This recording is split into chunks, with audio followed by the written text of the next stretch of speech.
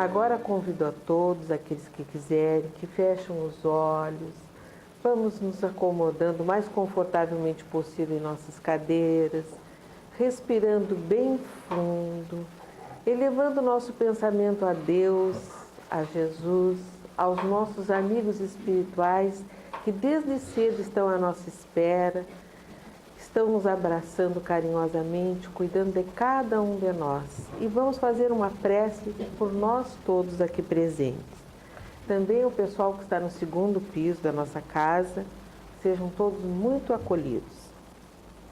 Pai, em silêncio rezamos e pedimos, livra-nos de toda a mágoa que nos impede de sorrir, de todas as más intenções que nos impedem de seguir, dos maus pensamentos que tiram a paz, das más palavras que levam ao caos, dos maus corações, das más sensações, tudo que aqui dentro fizer mal, e que assim nos façamos livres da falta de fé, da falta de sonhos e da falta de paz. Livra-nos, ó Pai, de tudo que nos prende, de tudo que nos ofende a nossa liberdade de ser e sentir. Obrigado, Pai, que assim seja. Os trabalhos de hoje à tarde estão a cargo da nossa companheira Yara. Boa tarde a todos. Que todos já possam estar envolvidos pelas vibrações dos nossos amigos espirituais, que desde muito cedo estão aqui preparando todo esse ambiente para nos receber, para que nós possamos nos sentir muito bem. O trabalho de hoje, o estudo, é baseado neste livro, Jesus no Lar, que foi psicografado por Chico Xavier, e o espírito é Neio Lúcio. Também para que pudéssemos desenvolver o trabalho, nós nos recorremos, buscamos o Evangelho segundo o Espiritismo, o livro Otimismo, que foi ditado por Joana de Ângeles Adivaldo Pereira Franco, mais o livro Problema do Ser, do Destino e da Dor, de Leon Denis, e o livro Saúde, do Espírito Miramês, ditado a João Nunes Maia. Com esses títulos, a gente vai então estudar o tema de hoje, que tem por título A Exaltação da Cortesia. Conta-nos o espírito Neio Lúcio que Jesus, em frente a uma multidão de sofredores e de desalentados, ele falou: bem-aventurados aqueles que são mansos, porque herdarão a terra. Quando ele falou isso, que os mansos herdariam a terra, causou um certo mal-estar nos seus discípulos, naqueles que o seguiam. Porque eles também, como nós, hoje, muitas vezes não entendemos as parábolas de Jesus. Hoje também a gente lê o Evangelho e fica perdido. O que quer dizer isso, né? Muitas vezes a gente se perde, a gente não entende o que Jesus queria nos falar.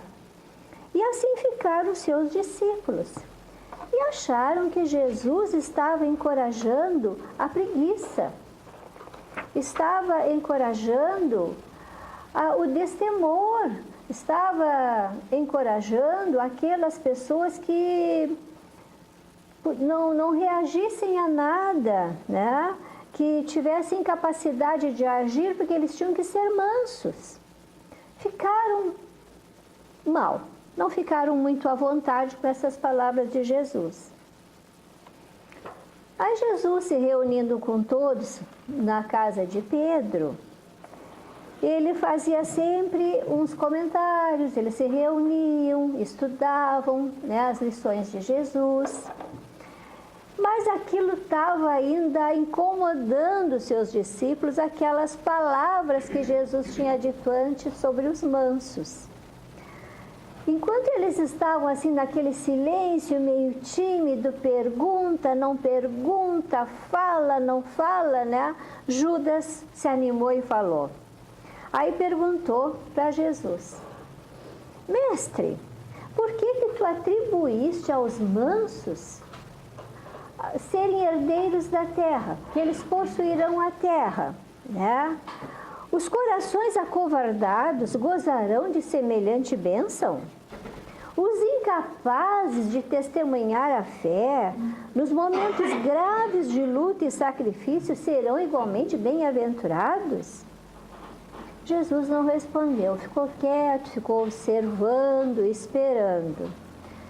Aí Pedro se animou e perguntou: Mestre, se um malfeitor invade a minha casa, maltrata a minha família, tenta me usurpar os meus bens, eu não faço nada, eu não vou reagir?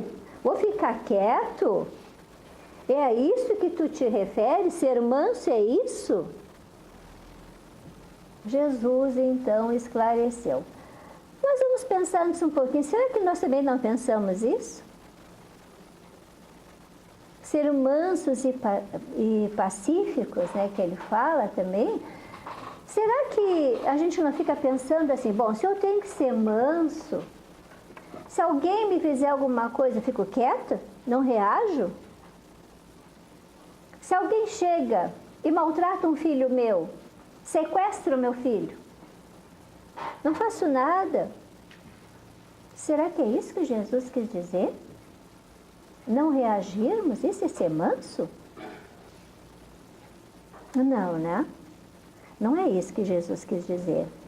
Aí Jesus sorriu com aquela mansidão dele e disse: enganaram-se todos naturalmente. Eu não fiz elogio da preguiça que se mascara de humildade, nem da covardia que se veste de cordura para melhor acomodar-se às conveniências humanas. As criaturas que se afeiçoam a semelhantes artifícios sofrerão duramente os instrumentos espirituais que o mundo se utiliza para reajustar os caracteres tortuosos e indecisos. Eu exaltei, na realidade, a cortesia de que somos credores um dos outros. Bem-aventurados os homens de trato ameno que sabem usar a energia construtiva entre o gesto de bondade e o verbo de compreensão. Bem-aventurados filhos do equilíbrio e da gentileza, que aprendem a negar o mal sem ferir o irmão ignorante que o solicita sem saber o que pede. Abençoado os que repetem 1000 vezes a mesma lição sem alarde, para que o próximo lhes aproveite a influenciação na felicidade justa de todos. Bem-aventurados aqueles que sabem tratar o rico e o pobre, o sábio e o inculto, o bom e o mau, com espírito de serviço e entendimento, dando a cada um de conformidade com seus méritos e necessidades, deixando sinais de melhoria, de elevação, de bem-estar e contentamento por onde cruzam. Em verdade vos digo que a eles pertencerá o domínio espiritual da terra, porque todo aquele que acolhe os semelhantes dentro das normas do amor e do respeito é senhor dos corações que se aperfeiçoam no mundo. Um grande alívio, então, se deu entre aqueles que o ouviam e passaram, então, a entender o que Jesus quis dizer quando falou que os mansos herdarão a terra. E no Evangelho segundo o Espiritismo, capítulo 9, tem por título Bem-aventurado os brandos e pacíficos. Bem-aventurados os brandos e pacíficos, porque eles possuirão a terra. Mateus capítulo 5, versículo 4. Então, Jesus, quando fala nos mansos, ele ressalta os mansos, os brandos, são aqueles que conseguem enfrentar suas dificuldades sem aflições, sem tensões, sem irritação, sem agressividade, porque poucos de nós conseguem essa façanha. A maioria das pessoas cultivam a violência das mais variadas formas. Quando tudo vai bem, nós estamos bem. Quando alguma coisa acontece, nós já perdemos as estribeiras. A gente fica ansioso, a gente fica nervoso, a gente fica tenso e fica até agressivo. Agressivo até com quem não tem nada que ver com o que está acontecendo conosco. Mas isso não nos interessa, nós estamos com um problema. E pronto! Então, essa nossa reação mostra bem que nós não somos mansos, nós não somos brandos. E muitos se reconhecem sem paciência, seja para ficar numa fila de banco, de supermercado, quando a gente está cheio de compra, a fila está grande, parece que aquele caixa não anda, só a nossa fila não anda, o dos outros anda, né? Dar atenção para alguém que precisa. Às vezes alguém quer nos fazer uma pergunta, quer uma informação e a gente tá aqui, depois, mas é agora que a pessoa precisa, mas a gente está a mil, a gente nunca para prestar atenção em alguém. Ou quando nós temos que repetir a mesma coisa, sempre repetir a mesma coisa para alguém que já não está bem da memória, que já não guarda as informações e precisa repetir toda hora. Que horas são? Que horas são? Que horas são? Onde é que tu vai? Onde é que tu vai? Tá? E a gente perde a paciência. Eu já disse que horas são. Tá? Então, isso não é brando, não é manso. Tá? Quando um motorista tem que diminuir a velocidade na faixa de segurança, porque tem um pedestre que vai atravessar lentamente, de acordo com as suas condições, e o motorista fica desatinado, bota a mão para fora, faz gestos, né? Xinga, porque ele quer passar. Ou então ele buzina e passa por cima, né? Esse não é manso, não é brando, não é calmo. Sem paciência para seguir as orientações sobre alguma tarefa. Vai se explicar uma tarefa para alguém, ele já quer que explique o final. O começo está muito chato. Depois faz tudo errado e não sabe por que fez errado. Porque ele não quis ouvir o passo a passo. Ou quando nós vamos ter uma mudança no trabalho. Vai mudar para melhorar. Ai, quem diz que vai melhorar? Sempre funcionou assim, agora já vem com coisas novas, já vem com modificações, né? Então, essa insatisfação natural que a gente tem, o medo de se desacomodar, sair da zona de conforto, tudo incomoda, porque nós não somos ainda brandos, nós não somos mansos, como Jesus falou. A criatura branda, a criatura mansa, ela já alcançou o equilíbrio, o domínio de si mesma. José Raul Teixeira nos ensina que a criatura branda é aquela que chegou à anarquia. É a anarquia. Só que a anarquia não é isso que nós imaginamos. A anarquia, nos ensina José Raul Teixeira, é uma palavra que vem do grego, que não quer dizer desordem, não quer dizer bagunça, não quer dizer confusão nem baderna. Anarquia é um sistema em que as criaturas não necessitam mais de hierarquia. Elas chegam a um ponto que não precisam mais de governo, de leis, porque elas são plenas, elas já sabem o que tem que fazer, elas não precisam de ordens que lhes aponte o dedo para que ela tem que fazer isso, tem que fazer aquilo. Quando a criatura chega nesse estágio de anarquia, como nos diz José Raul Teixeira, a pessoa já está plena. Ela sabe corretamente quais são seus deveres. Ela não precisa de leis, porque ela sabe o que tem que fazer. Ela sabe conviver na sociedade sem prejudicar ninguém, sem passar dos limites. É o homem de bem que está no Evangelho. O homem de bem que está no Evangelho, uma das suas características é que ele é bom, humano e benevolente para com todos, sem preferência de raças nem de crenças, porque vê irmãos em todos os homens. Respeita nos outros todas as convicções sinceras e não lança anátema àqueles que não pensam como ele. Esse é o homem de bem.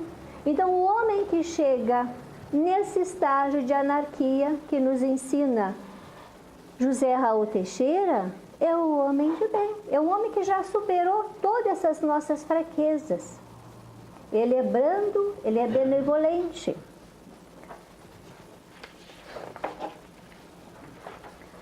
A brandura é filha da benevolência. A criatura branda não é egoísta, ela é simples, ela é humilde. A benevolência para com as criaturas, fruto do amor ao próximo, produz a afabilidade e a doçura que lhes são a manifestação. Essas palavras que eu vou ler agora estão no Evangelho. Então, quem tiver o Evangelho pode até acompanhar, porque está aqui, capítulo 9, item 6, que nos diz assim: entretanto, não é preciso fiar-se sempre nas aparências. A educação e o hábito do mundo podem dar o verniz dessas aparências. Quando há fingida bonomia, não é senão máscara para o exterior, uma roupagem cuja forma premeditada esconde as deformidades ocultas. O mundo está cheio dessas pessoas que têm sorriso nos lábios e o veneno no coração, que são brandas contanto que nada as machuca, mas que mordem a menor contrariedade. Ele diz isso, mordem, né? Porque tem pessoas que têm aquela aparência, ai, tão boazinha, tão gentil, tão calma, tão doce, mas não pise nos calos dela. Não a contrarie, senão ela morde, né? Ela agride, ela se transforma, né? Então, ela só tem o verniz, a aparência de brandura, de candura. No Evangelho, isso aqui está no Evangelho, não é invenção, não, né? Aqui também diz que tem aqueles que lá fora não enfrentam aqueles que ele tem como mais fortes do que ele, porque esses o colocariam imediatamente no seu lugar.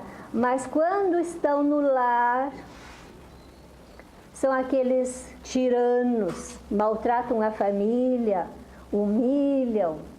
Quando eles têm subordinados, eles exigem, maltratam os seus subordinados. E aí se enche o peito, estufa para dizer, aqui eu mando, todo mundo me obedece aqui. E no Evangelho diz, só falta ele dizer também, sou detestado. Porque quem é que gosta de uma pessoa que tem esse gênio, que gosta de mandar, que gosta de humilhar, que gosta de mostrar que ela é que sabe, ela é que pode? Mas é só ali, com aquelas criaturas, que ele sabe que não vão reagir.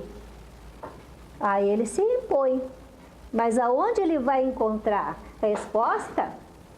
Ele é tranquilo, não enfrenta. Bem próprio, né? De pessoas que têm sorriso nos lábios e veneno no coração. Está no Evangelho, tá? Quando a gente fala assim, né, ouve uma palavra dessa do Evangelho, a gente até se choca, né? Bah, eu faço isso de vez em quando. Então, a gente já vai botando as barbas de molho, tem que melhorar, tem que se ajeitar, né? E não há progresso possível sem a observação atenta de nós mesmos. É necessário vigiar todos os nossos atos impulsivos para chegarmos a saber em que sentido nós devemos dirigir nossos esforços para nos aperfeiçoarmos. Porque todos nós temos virtudes, todos nós temos qualidades, mas tem coisas que a gente ainda não conseguiu superar. Então a gente tem que atender, né, isso aí. Puxa, onde é que eu tenho fraquezas? É na falta de paciência. Então eu tenho que treinar a paciência, eu tenho que treinar a tolerância, eu tenho que treinar a boa vontade. Então é necessário que a gente se observe, veja onde é que estão as nossas fraquezas, os nossos defeitos, e a gente vai se modificando devagarinho. Porque ninguém é perfeito, né? Nós vivemos sempre tensos, sempre angustiados, sempre preocupados, até com o que não aconteceu, né? Porque a gente, e se acontecer? E se eu sofrer um acidente? E se eu perder um emprego? E se me faltar o dinheiro? E se eu adoecer? Então a gente está sempre pensando naquilo que não aconteceu e talvez nem aconteça. Mas a gente está sempre nessa angústia, porque a gente não tem calma, a gente não tem paz, a gente não tem mansidão. Então nós vivemos sempre preocupados com alguma coisa que talvez não aconteça nunca. Mas a gente tem aquele medo, aquela coisa, então a gente não sossega. E essa nossa falta de sossego e de fé faz com que a gente realmente acabe adoecendo. Em todas as nossas relações sociais, em nossas relações com os nossos semelhantes, é preciso que a gente se lembre sempre: os homens são viajantes em marcha, ocupando pontos diversos na escala da evolução pela qual todos nós subimos. Então nós somos viajantes neste mundo e nós vamos ocupando, né, de acordo com a nossa evolução, determinados pontinhos, determinada escala.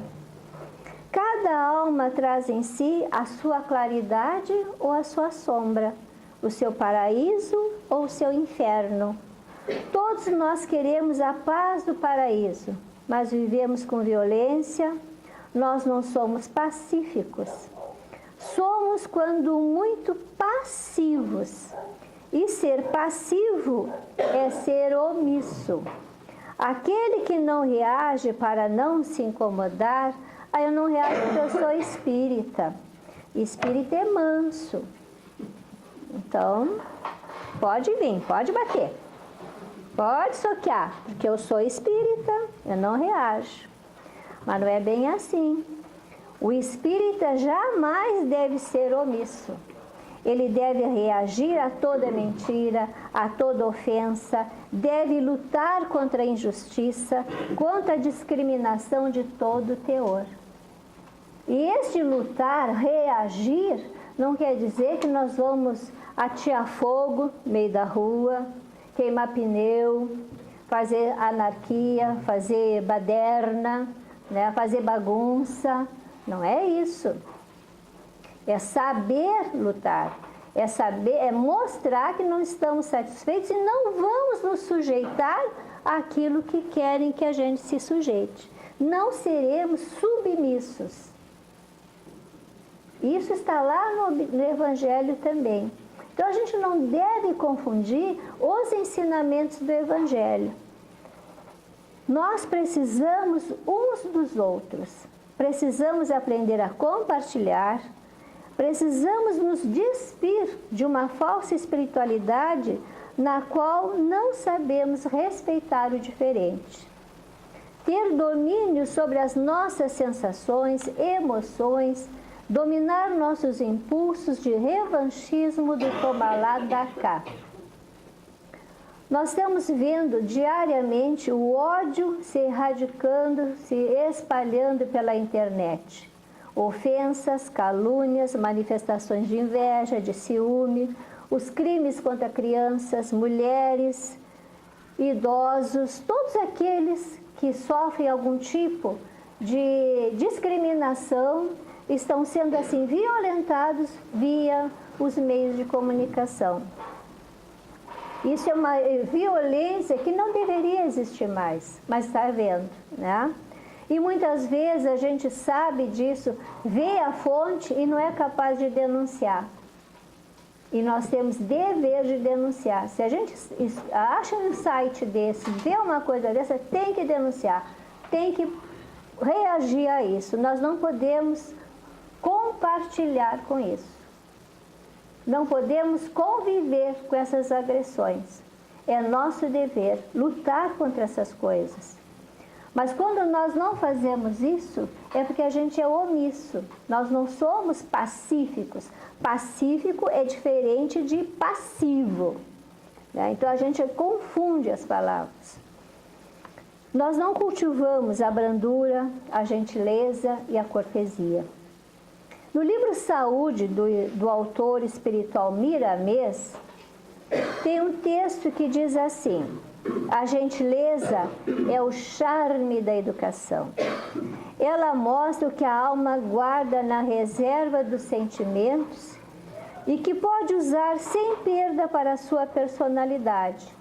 Pelo contrário, ganha com esse exercício divino, tecendo nos caminhos por onde passa a cortesia que aumenta o celeiro de amor. Ser manso, brando, cortês é uma conquista feita com muito esforço, baseada na nossa certeza de vida futura, de vida após morte do corpo. Qualquer esforço que façamos para nos tornarmos mais brandos, mais corteses, mais gentis, nos trará muitas satisfações.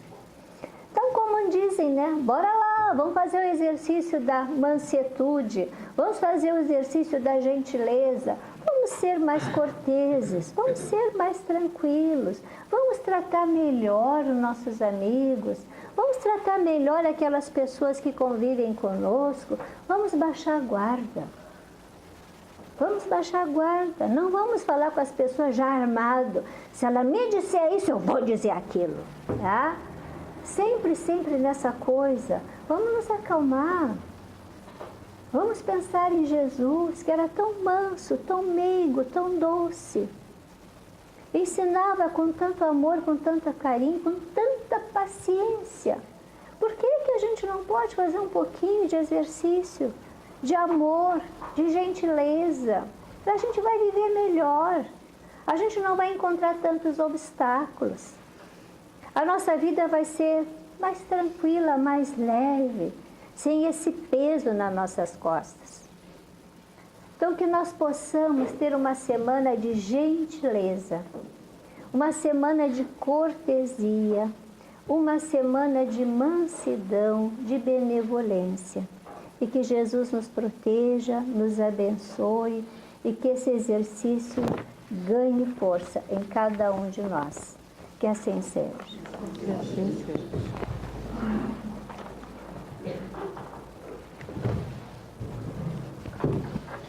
Agora vamos orar por todos os nomes que nós depositamos nas nossas caixas aqui na entrada, ou por todos aqueles nomes que estão no nosso coração e nas nossas intenções.